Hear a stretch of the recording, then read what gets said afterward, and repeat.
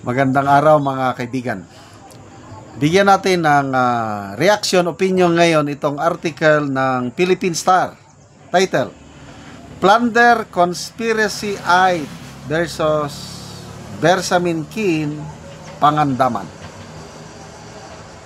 Kakasuhan nila, posibleng kasuhan, naghanda na ng gobyerno ng ikakaso, itong nag-resign na Yusek Bersamin and Secretary Pangandaman. Okay? Ito. Charges of conspiracy to commit plunder are being eyed against resigned Budget Chief Amina Pangandaman and former Presidential Legislative Liaison Office Chief Adrian Bersamin. Ombudsman Jesus Crispin Remulla said yesterday, citing a pattern of activities they allegedly made to defraud the government.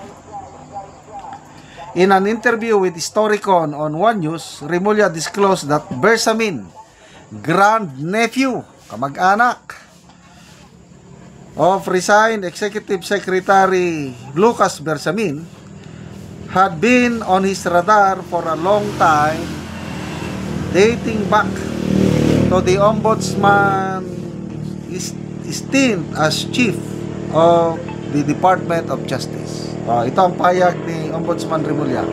My first supposition here is it's a conspiracy to commit plunder. If not, malversation, depending on the facts that they got. But now, it's evident it's like conspiracy to commit plunder. Yan ang payag niya, no? He described the case as plunder with a conspiracy angle among people who decided took liberties with the money of the people. It's a conspiracy to defraud the government. Yan ang payag niya. Okay, Remulla claimed he had long suspected Bersamin's activities, citing instances when the latter allegedly interfered in official matters. Sabi niya, I had my suspicions already before about the activities of Undersecretary Adrian Bersamin.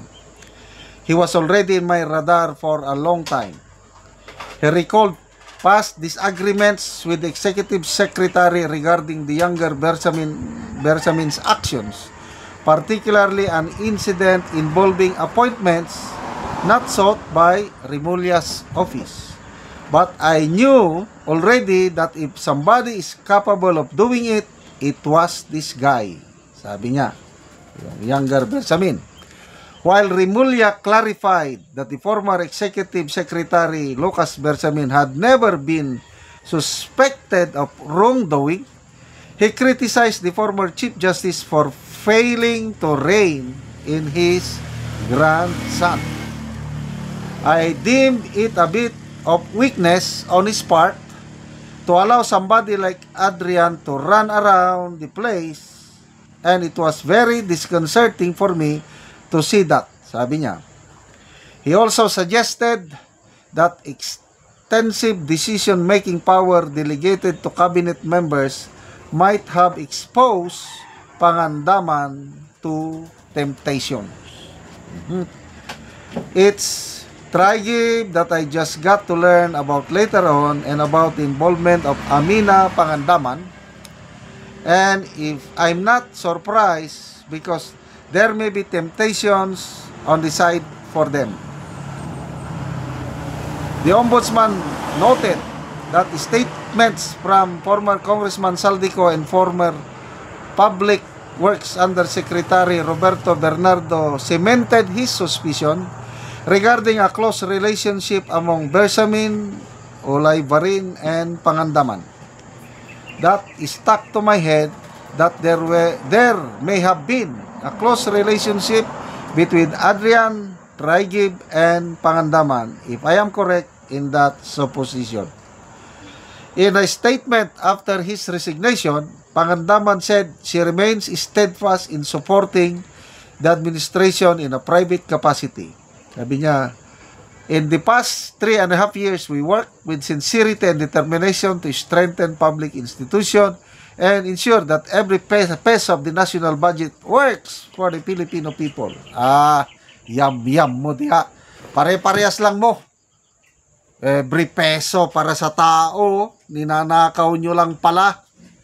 At least, ito na, lumalabas na totoo yung aligasyon ni Saldico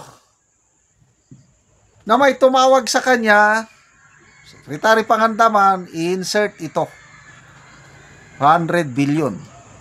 And then, ginawa naman ni Saldico dahil sabi ni former Speaker Romualdez, kung anong gusto ng presidente, ibigay mo. Ginawa niya. Mamaya, yun na nga, 100 billion insertion, 25% ang commission, naibigay niya. So, lumalabas, sabi ni Senator Ping, na hindi alam ito ni presidente. Ginagamit lang ang pangalan niya.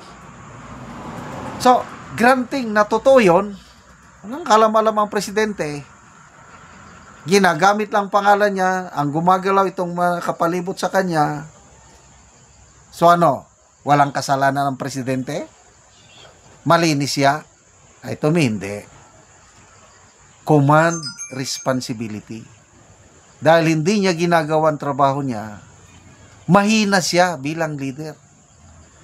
Niloloko siya kung totoo na wala siyang kinalaman. Basta ngayon, lumalabas na may ninanakaw. Ang nagnanakaw diyan, nakapalibot sa Pangulo. Biruin mo. Kamag-anak ng Executive Secretary. Ganon ba katapang ang Bersamin na bata kung wala siyang backer? Ito, opinion ko lang ito. Meron ding nasa likod ng younger Bersamin. Kung sino yon, I don't know. So, agree ako sa ombudsman na it's a conspiracy. Nag-usap-usap na sila. Okay, ito ang gawin natin na. Sige, hati. Hati-hati tayo. Sige, go. Yon. Niloloko tayo. Grabe. So, ano ngayon? Sasampan nila ng kaso. Sige, sampa kayo. Kailang, sila nasa executive. Kumusta naman yung mga lawmakers? Kasi, ang nito is mga lawmakers. Ang utak dito, lawmakers. Isa na yan si Saldico. Sino pang kasama ni Saldico? Alam nyo na. So, sinampahan na nila ng kaso si Saldico. Kumusta yung boss ni Saldico? I don't know. Salamat mga kaibigan sa inyong pagsubaybay sa ating channel. Nakakatulong kayo ng maigi sa tribong Talanding ng Bukidnon dahil ang sweldo natin sa channel na ito, pantulong po sa tribo. Namimigay tayo ng libreng yero at pako para makapagpatay itong tribo ng mas maayos na. Panoorin nyo ang video na ito. Si Angkol ang natagaan og yero, so mag-atop na ni siya karon.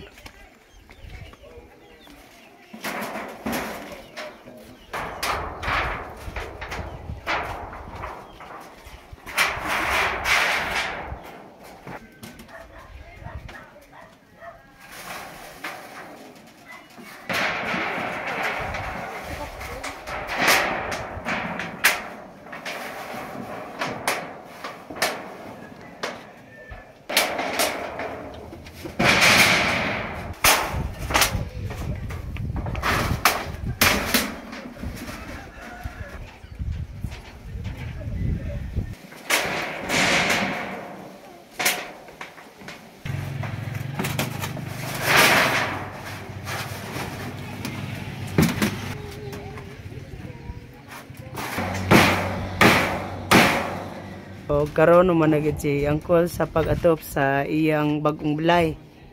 O maayo na gid nga tan-awon. Sa Ginoo atag sa sing Oo. So, kuan Angkol kining imong balay dugay na gid kaayo ay pa ka nakatukod og bagong balay. dugay na rin puno na mga kaping kaya pa kung nagtutok kani Napulo na ka tuig ayha pa ka nakaatop. Oo, Mm. daghang salamat sa katawhan. So, salamat kayo, Kol. So, nagpasalamat si Uncle sa Ginoo ug sa nagtabang sa yero nga siya daw nakabalay na. Sa napulo ka tuig ay pagyud siya nakabalay og bag-o. So, salamat kayo sa nagsuporta sa pagtabang sa yero.